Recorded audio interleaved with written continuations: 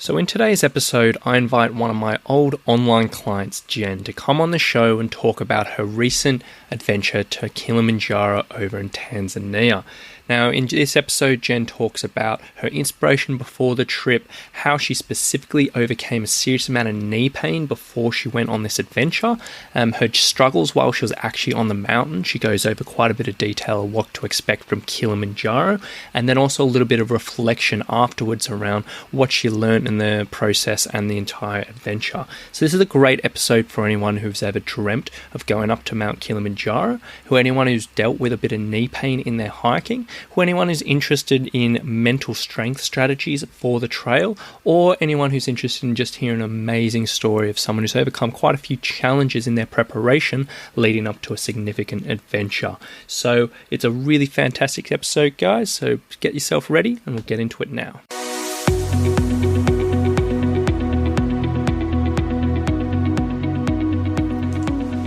Hey, my name is Rowan Smith and I want to welcome you to the Training for Trekking podcast. Now, this is the world's very first podcast which is entirely dedicated to helping you train, prepare and conquer your upcoming hike, trek or mountain adventure. So once a week, I'm going to be giving you quality and practical information on the subjects of physical preparation for trekking, dealing with altitude and nutrition on the trail, so you can know everything you need to be doing to have the best chance of a safe, enjoyable and successful adventure. So now you know what you're in for. Let's get into today's episode. So welcome, Jen. Thanks for coming on the show. Thanks so much for having me. It feels very full circle. Yeah, well, that's it. And that's exactly the idea behind getting you on, because I thought this is going to be a perfect way to top everything off after an adventure, to reflect on things a little bit and just dive into things a little bit. So I'm super excited for you to be here.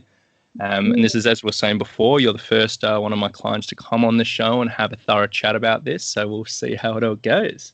Yeah, I'm excited. So to start things off, how about you tell all the listeners, who you are, where you live, and then what adventure you've just completed in the last couple of months. Okay, great. So my name is Jen Taylor. I am 32 years old. I live in Boulder, Colorado in the United States. And 2 months ago, my husband and I completed a successful summit of Kilimanjaro. Fantastic. And the pictures of you guys at the top of Kili are phenomenal. You're like the happiest couple in the world. So you did that pretty well. It's super misleading. I actually had the full-blown flu and really intense altitude sickness, and somehow we're still smiling ear to ear in those photos, but it doesn't show the full story. Yeah, well, there you go. You could have fooled me with those pictures. So yeah. The truth comes out. Yeah. So today's sort of the plan of attack is we're just going to talk a little bit about sort of the initial stages of your preparation of the trip, your training process, because a lot of people listening today are very interested in the training side of things. We're going to talk about what actually happened on the trip. So anyone who is considering Kili or has Kili come up can get a little bit of detail about what actually to expect on the trip. And then we'll do a little bit of reflection afterwards, just to sort of, as you said, come full circle, cap things off and just see how it's all gone since you've been back. So to start off then, if you wouldn't mind just sharing a little bit about the inspiration behind booking onto this trip. Yeah, so we had the trip on the bucket list for quite a few years. So we met, my husband and I, when we were 25. We were kind of traveling at that time, backpacking. And we said, what a cool way to celebrate our 30th birthday. We're both born in April. And then that kind of came and passed. I was in grad school. We never made it happen. And I actually, someone I follow on Instagram had posted, and they had just completed the trek, and it kind of re-inspired and reignited this interest in mine. So I have a history of some long distance backpacking. But over the years, I've developed some really strong knee pain. So had kind of written off longer trips, more than just a weekend. And then this came up, and I hate to say it, but I was like, if she can do it, I can do it kind of thing. I was really inspired, and I can be a little impulsive. And I found, this was back in August, And I think within 3 days, I had convinced my husband and we had put the down payment on the trip to do it over the Christmas holiday. Fantastic. No hesitation there. Yeah, it was something we knew we wanted to do. We finally had the finances, we had the time off because we planned it over kind of the Christmas and New Year's break so we each could get away for the amount of time it was going to take. So yeah, it was just the perfect timing and luckily he's pretty game. So we made it happen. Perfect. So next, leading into the training side of things, because as I said, a lot of people are interested in the podcast around the training. Do you want to sort of give us a bit of a rundown of sort of where your training started in the very, very beginnings, and then sort of how you went about it from the very beginning to the very end, and as a bit of an overview? Oh man, yeah. So there was a lot actually that went into the prep. Well, kind of going back to like the inspiration, how I found you and started working with you. So I knew I wanted to do it. I had actually listened to a podcast that you had done talking about you and your girlfriend when you had very first started dating. And I think you said that you had done a trip and she was on her descent and was like in tears because she was in so much pain. And then you talked about how you really trained and helped her overcome that knee pain. And I resonated so much with that episode. I had started searching on how to train. I had done it in the past for some other long treks and had never really overcome the knee pain. And so that was really what sold me on I should really work with a professional to figure this out. And so glad that I did. But from the beginning, I was active. I hiked, I did yoga, I did some spin classes, but I didn't have anything very formulated or very well thought out. I was just kind of doing what felt good, what I had time for. Some weeks looked better than others. Sometimes there was long weeks without activity. So I think the best thing about getting with you is kind of taking the guesswork out of everything and having a really structured plan in place. And we focused a lot on, especially important for me, was mobility training in the beginning. That strength and conditioning training was huge. I remember in the beginning thinking that it wasn't that hard and that I should be doing more. And then like waking up and being like, oh, wow, that's doing way more than I thought. And so realizing that I wasn't as strong as I think I had thought I was. And then obviously the conditioning and the cardio played a big part of it and the progressive hiking. Do you want me to go more into any one of those?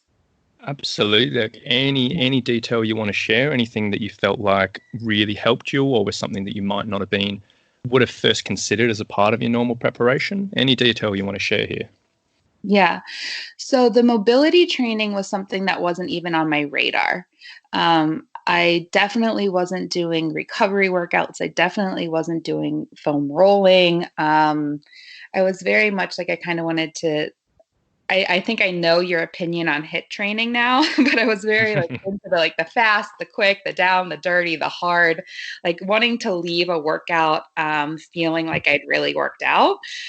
But I was also coming up with injuries. So I would go on these runs and have this knee pain. So I knew something wasn't right, but I wasn't quite sure what was happening. So the mobility training became really important. And it was something that I'm not going to lie, I would get bored with and kind of blow off here and there. And every time I did that, I would start to feel that twinge in the knee again. So I really realized and have a more appreciation for how important that part was for me. Um, and then the strength training was also something that I kind of just felt like I don't know, like I would go to the gym, I would follow workout plans, but it was never something I felt really confident in. So working with you definitely helped me feel a lot more confident in the strength training. And we progressed so slowly that it gave me a lot of confidence and a lot of body awareness. So I really could watch my progression over time, which was really cool, without doing too much too fast, which I definitely have a tendency to do and then burn out or cause more injury. The other huge thing that I learned from you was the progressive hiking with the adding weight. I forget how you phrased this with adding weight to the backpack. The The progressive, loaded pack. yeah, the loaded pack. That was really important. Because I think I would go out and I would, we live in Colorado. We have these amazing 14ers, which is, 14,000 feet. I don't know what that is in meters. But we would go out, I would do these long day hikes for, 7, 10 hours, and I would come up with all this knee pain. I couldn't figure out why. I felt strong, I felt fit, like cardiovascularly, I was doing okay. And I think the biggest thing that I learned with our work together is that I was just doing too much too quickly. And so for us, we really broke it down. And I really actually had to slow down and do like 3 miles one week. And then I progressed it to 5 or 6 miles, then to 7 or 8. And then each time as I would go longer, I also started to increase the weight that I would carry in my pack. So by the time that I got to Kilimanjaro, I'm really lucky in that we live in such a mountainous state with such altitude. But not only had I had longer days, I had a heavier pack. I was testing out all my gear. I was wearing exactly what I was going to wear on the mountain. And I was probably actually carrying more in my pack on those training hikes than I actually ended up carrying on Kilimanjaro, which was incredibly helpful. Yeah, fantastic. And yeah, it was really, really good to hear that all of those things you ticked off through the process. And stepping back from when we were working together as week to week, it's sometimes, lose the importance of the long-term plan. But then hearing you just lay that all out there, it sounds really good. So I'm glad you laid that all out. That makes me feel like a very happy coach right now. Yeah. Yeah, it was and I'll be really honest. There were, life happens, work got busy, relationships got busy, vacations happened. So there was definitely weeks where I was really, really on it. And there were other weeks that I wasn't. And I think what made it so doable is that you worked with me. Like you're like, okay, here, take a cardio off now, or oh, the knee is twinging right now. Let's go lighter here. And so you really made it work with my schedule. So at no point did I feel like overwhelmed or, oh my gosh, I can't handle this or this is too much. Where I have felt that in the past with other training programs that kind of want you to do an insane amount that just didn't feel doable to also balance with work and life. Yeah, absolutely. And it always comes down, flexibility is such an important thing in any training process. Um, Building off that, particular challenges during the training process. So I know you had a few in certain situations. So do you want to sort of shed some light on some of the particular challenges during that process and how you sort of got through them? I think if there was a challenge to be had in this process, I had it. I think I had just about everything. Um, you know, the best laid plans, right? You told me to lay off the running. I finally started feeling strong again. I went running. Of course, I hurt my knee really bad and I was out for like 3 weeks. So I had to, do a lot of mobility work. I had to go low and slow, focus on training. The rest part can be really hard for me.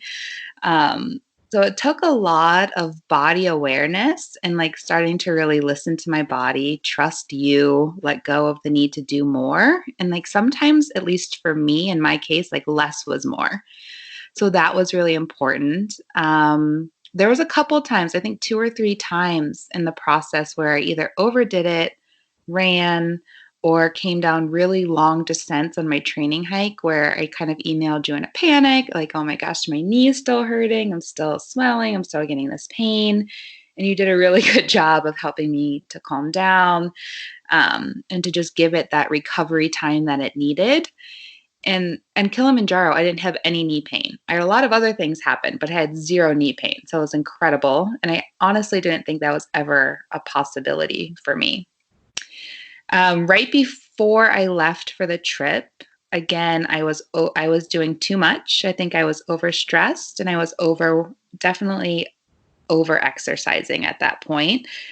Again, I know you've preached this that like you should actually start to lessen up, and I didn't. I think I was just like I want to fit in as much as I can, and I threw out my back. I had a lumbar sprain to the point where I was in a full-on back brace right up until I left for my flight.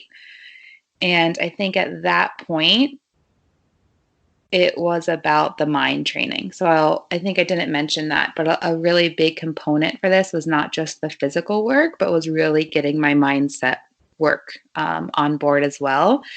And at that point, I just had to be like, whatever's going to happen is going to happen. I did a lot of body work, a lot of anti-inflammatory. You really prepped me well in saying, I just took that last week off before the long flight and gave it some rest. And I think I talked to you right before I left, and you really helped calm me. And I think you said, just be prepared that these really long international flights can cause things to lock up again. And it did. It definitely did. So we went to Zanzibar before we hiked to like kind of get over the jet lag. And I was locked up most of that time there. So I got some massages, I swam, but other than that, all I did was take it really easy and kind of just let go of the control and just said, okay, I'll make it up this mountain one way or the other. But yeah, I definitely had some physical challenges in there. And thank you for sharing that, because I know for a fact that there are a lot of people who go through similar things in the process, and there's always ups and downs, but those sort of really, really scary situations which happen in like 2 or 3 weeks beforehand. And I often get emails from people who listen to the podcast or who've just followed my stuff, or people who are working with me, and something happens 2 or 3 weeks out and they freak out, and it's so stressful. It's so anxiety building. So I really appreciate you sharing that, because for people listening, I'm sure there's people listening right now who are going through something similar or have gone through something similar in the past. And just so they can know that they're not alone in this, it does happen. And you've just got to do what you can to get yourself in a good position. Yeah, for sure. And that, I think I binged, listened, and watched all of your content. And I know that you talked about preparing for sickness and overworking. And I kind of had this mentality, I don't know why, of like, oh, that won't happen to me. And I think everything that I thought, oh, that won't happen to me happened. So I got really sick before it as well. And, it made it part of the adventure. So I think learning to work with the mindset around it and not stress out so much was actually the best thing I could have done. And it is stressful, right? You put all this preparation, time, effort, energy, passion, money towards something, and you want to reach your goal. And at the end of the day, it's like it's going to be what it's going to be. Exactly, and that's it. And you've just got to do what you can. Yeah. Stay on the right track and try and get through the process. For sure. Now that we've talked about the prep, let's talk about Kili itself. So do you want to give us a bit of a rundown from, in as much detail as you're happy to share, from maybe the beginnings of the trek to as you came through, day by day by day, and any particular challenges that you overcame on the mountain or ran into, and then just give us the whole rundown. Yeah, sure. So to start off with, we opted so we had definitely had the luxury and the time and did longer days on the mountain. So people do Kili in anywhere from like 5 to 10 days. And we did a 9-day trek, which for me was incredible. So it was 7 days up and 2 days down. We did the Western Approach route with Thompson Safaris. And I think most people know that it follows kind of the similar route as the Lemosho route. I hope I'm saying these names correctly. So we did 7 days up, which really gave us a lot of time to acclimatize, and it made our days a lot shorter and very manageable. I actually think we could have done it in less days, but I'm glad that we set ourselves up for success. So I'm glad we took our time. We started, and so Kilimanjaro is incredible because you get to go through 5 ecosystems. So you start in the rainforest, and then you end up on the snow-capped mountain. So it's almost like every day you're walking through something completely new, which I haven't had that experience before on a trek. So that was really incredible. We started in the rainforest, and for the first six days, I mean, we had straight rain. We started in the pouring down rain. We camped in the pouring down rain. Our tents flooded. Our sleeping bags got wet. Like, we were just kind of wet and cold, but it was still magical. I think we were so it's such a surreal moment to plan something for so long and be so excited about it. Like I had pictures up in my house of summit day, and I think what I like to put our first step into the rainforest and to start the trek was such like a surreal and magical moment. So we started the rainforest, camped in the rainforest night one. Um, and then I wish I actually had the details. If you give me a second, actually I can't. Yep, of course, of course. Yeah. Let me see here. Okay, so we actually started Christmas Eve, then through the rainforest. Then we went to the into the heath zone, um, which we were supposed to have spectacular views of the plains and of Uhuru Peak, and that didn't happen because again it was raining, it was cold. The morning of the third day was actually the morning of the third day. We woke up and we saw our first view of the peak, which was incredible. Um, so it's a little bit different than any other trek I've done in that it's an incredibly, I'm sure people know this who are listening, but it's an incredibly supported hike. So it's not exactly like we're roughing it. So I've done the Appalachian Trail and other long distance trails where you're really self supported. I mean, this, you have a team of porters, you have cooks. We were woken up with coffee in our tent. Like it was actually a very luxurious way to hike up a mountain. Um, and I think what I was most amazed by was there was not a single day up until summit day where I ever felt that it was hard physically or not doable. The hardest part day by day was actually the mental game and dealing with rain and cold, sleet, hail. So, all the conditions that you can possibly have, I think we had. And yeah, just staying in a positive attitude. And I think we were just so excited and thrilled to be there that that was pretty easy for me up until I got sick. So you'll have to help me with the conversion of feet to meters. But because we live in Colorado, we did a lot of hiking at, 14,000 feet. So we didn't even feel, or my husband and I didn't have any impact or effects of altitude until we got up to maybe Lava Tower. Lava Tower was the first night, I think that was day 5, where we camped above 15,000 feet. And at that point, everything just feels a little bit harder to do. It's harder to breathe. It can be harder to sleep. Like even like packing your sleeping bag in the morning can feel a little bit hard. But I'm really grateful that we had that night to acclimatize because it made the rest of the trek pretty bearable. So I did a lot of research before this trip about altitude sickness, about having difficulty sleeping, that it's not just summit day that was hard, but every other day is pretty physically demanding.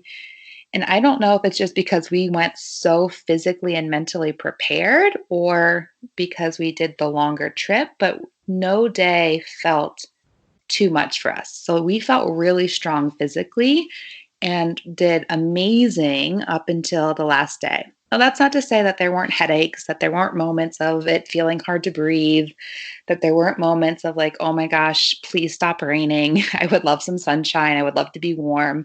But for the most part, we were doing really well. And everyone, which I like compare in comparison to to other trekkers, I think we were doing really well. Um, Everyone in our group was feeling pretty good. There was one person who was really struggling, and then one person who did have to turn back on day 3. So it definitely impacts everybody differently. And I don't know what helped us the most, but I think it's probably a combination of the physical preparation, the mental preparation, and living at altitude. So anything else specifically about that part? No, that covers things really, really well. So Great. maybe let's dive into the summit day a little bit. Okay. So the night coming up from, I think it was Barafu camp, is the night was the camp before summit day, I started to get sick. I ended up waking up. So we were really lucky. We got a daytime summit bid for Uhuru Peak, which is pretty rare. So most people, I think, are like woken up at 10, 11, 12 p.m. and start hiking, and they hike through the night. We got in the morning of that day and got to sleep, got to rest, and then didn't start we woke up at 3:30 and didn't start our summit until 4:30 a.m. And the reason that sets us up or set me up for success was it's not as cold for as long because the sun rises, and and you get more sleep, right? So if you can sleep the night of summit night, you get to start a little bit more rested. So both of those were huge. And I think would have been great, but I came down with the flu. Um, it started happening about 24 hours previously, but was full blown by summit night.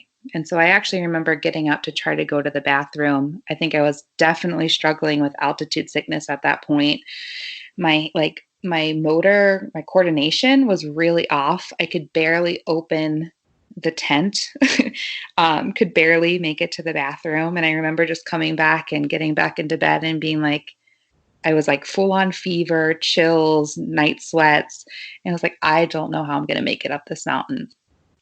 And so the guides came and they woke us up at 3:30. I think we slept through it. They came and knocked again at like 4. And I just remember like really feeling like I could barely move.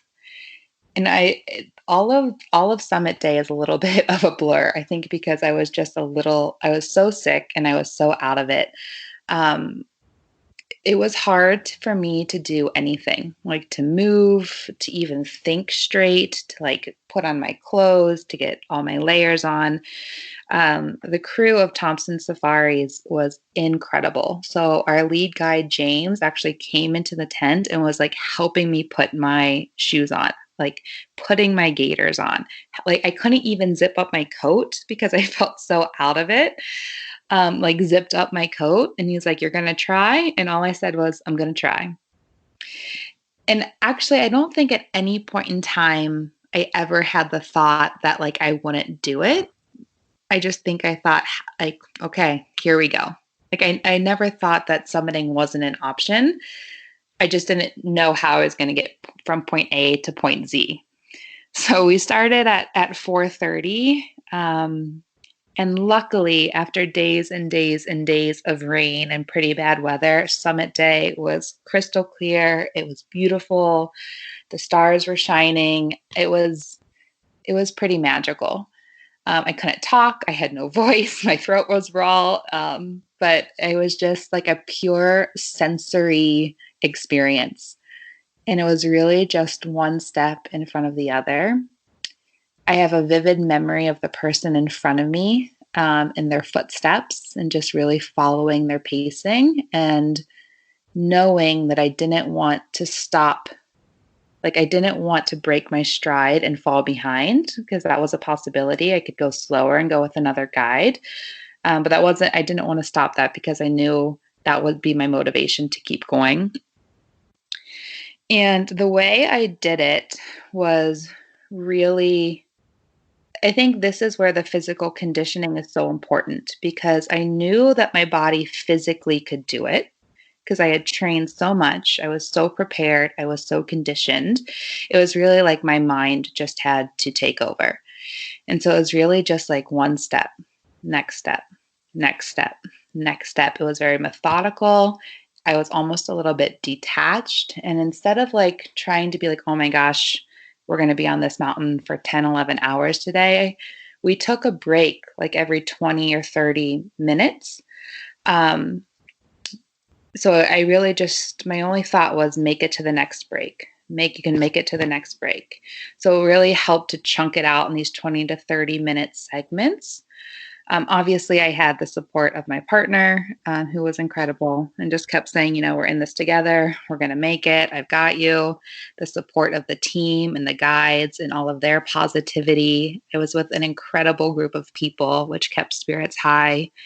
just taking in the surroundings and the beauty and how incredibly lucky and privileged we were to be there, it kind of put things into perspective. So it was just very much like pain is temporary, discomfort is temporary. I wanted this adventure and this challenge because I wanted to be challenged. I wanted to be uncomfortable. And the sun rose, or, I think an hour or two after we started, and it was absolutely incredible. It has both good and bad because you could kind of see the distance that we still had to go. But it is so slow going on Kilimanjaro. Like, I don't think it's very pole pole. So it's such a slow, methodical pace because you're at such high altitude and it's so hard to breathe. And then we made it to Stella Point, and I don't even know how I made it there. But once I made it to Stella Point, I think it was only going to be, I knew it was only another mile, like another hour and a half from Stella Point to the peak. And after that, I was like, okay, I've got this. I've done the hardest part. I'm here. Like, there was no way that I would have crawled to the sign if I had to. The other thing is I had done so much visualization and future self journaling about touching the sign that it was almost like I had already done it. So I knew it was going to happen. Like, I know that sounds crazy or maybe a little woo woo or out there, but like, I knew it was going to happen. And I just remember the feeling, like such a visceral memory of how wide open these glaciers were, how blue the sky was, how perfect of a day it was. And having made it with my group and like touching my left hand to the left side, and my husband putting his arm around me and just crying, taking it in, collapsing, like the utter joy and relief and celebration that very quickly was like, okay, get me down now. I'm ready. Like, I need to sleep. I'm exhausted. I have a fever. I'm shaking. I have the chills.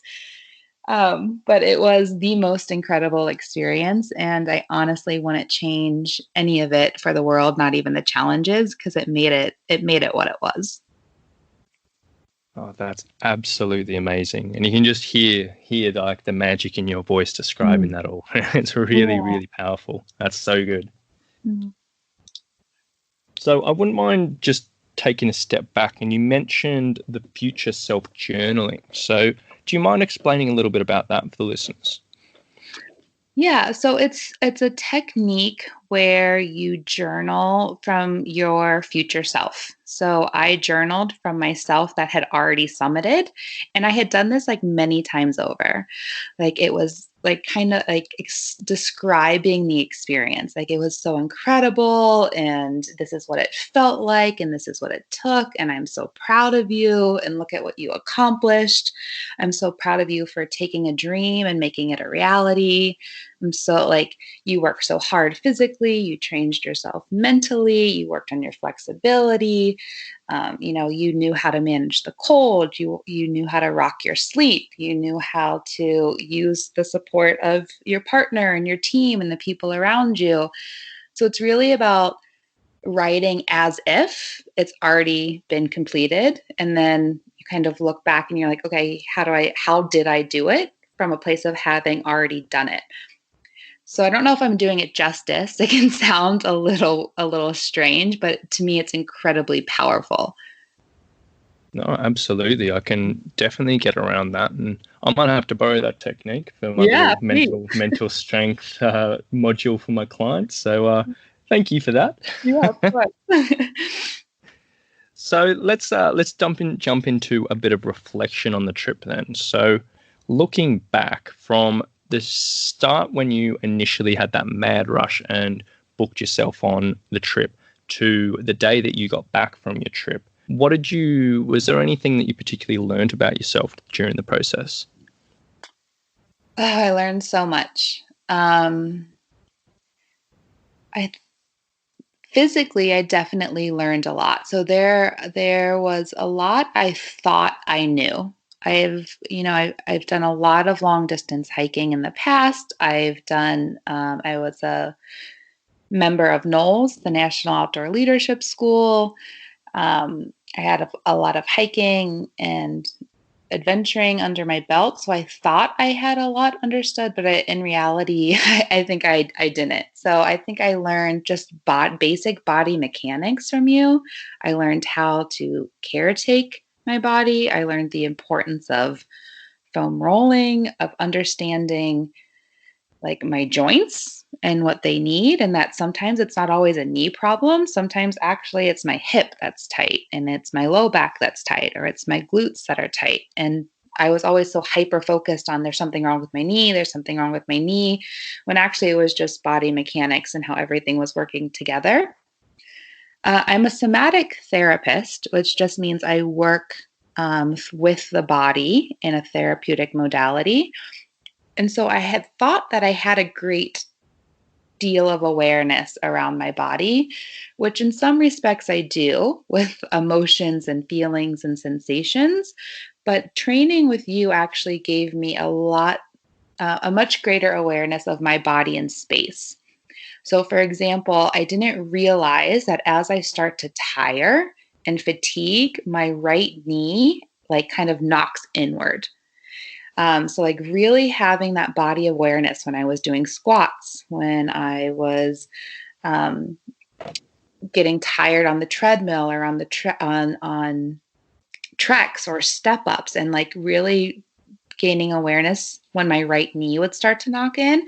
And it was almost like it sounds so subtle, but to just keep my knees both pointed forward to engage my right glute a little bit more. That was really huge and something that I still use to this day and still notice that the right side of my body is a little bit weaker, but that body awareness really shifted for me. And then mentally, you know, there was just so many lessons on perseverance, on mental toughness, on mental strength, on self-talk, and how important the thoughts that are running through your head are, and how much they can get you to your goal or distract you. So really, really being cognizant of when my thoughts would start to go to stress or lack or pain, and kind of get hyper focused in those areas, and really consciously shifting them to, success and power and strength and where I wanted to be. That was huge. And I think that's something that continues to grow, but I'm really grateful just for the perseverance and the mental strength that I took away from all of this. Yeah, absolutely. And I imagine there'll be so many situations leading into your life, like in the future, where you can look back and you're like, you know what, I got to the top of Kili. I can accomplish anything. Yeah, yeah. I will say another one was the nutritional piece. So you had done a really great podcast with Kyle, I believe, from Valley to Peak Nutrition. And I just wasn't fueling my body in the right way for the amount, the intensity, and the duration of the work that I was doing and putting my body through. I was very keto. I was, doing a lot of intermittent fasting. I was very low carb, high fat, which is great for my body, and I feel great usually. But for the intensity of the work that I was doing, and for altitude especially, like I learned that I really had to incorporate carbohydrates. And I don't know if anyone else out there can identify with that, but like I was really taught or indoctrinated to be like scared of carbs. And so both you and then especially Kyle really helped me to kind of get over that fear of carbs. And that really switched my workouts. I didn't hit any more walls. I stayed pretty energized. I really learned to listen to my body, to time it right, like every 2 hours, to do a very specific amount of carb that I knew was right for my body. And that was also a huge learning that I'm really grateful for. Oh, amazing. I'm really glad you mentioned that, because I was so happy when you and Kyle did your session together, and I heard that you got a lot of information out of that. So I'm so glad that it did help you in the process. Yeah, for sure. So next time, if you were going to do it all over again, what would you do differently? That's a good question.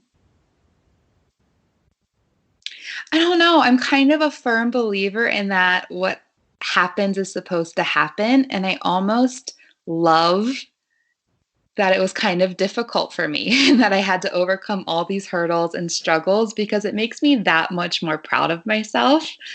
So I don't know if I would do anything differently. I think the one thing I would do is I would add a piece of gear, and that would have been Gore-Tex gloves. So everything else, I had amazing gear and liners and waterproof gear. And I did not have that for my gloves. So my hands were freezing for a lot of the time. So gear wise, definitely add the Gore-Tex gloves. But other than that, I kind of love how it all played out. So I'm pretty grateful for the experience, and I don't know if I would have changed it. Well, there we go. That's fantastic. Yeah. And then since you've been back now about just over 2 months, 2.5 months, something like that. So how have you adjusted being back into your real life? It's hard. It was really hard to come back. There's something so magical about being, and it's why I love it. And it's why I come back time and time again to these kind of crazy, epic adventures is I love being challenged. I love being in my body. I love unplugging from the outside world.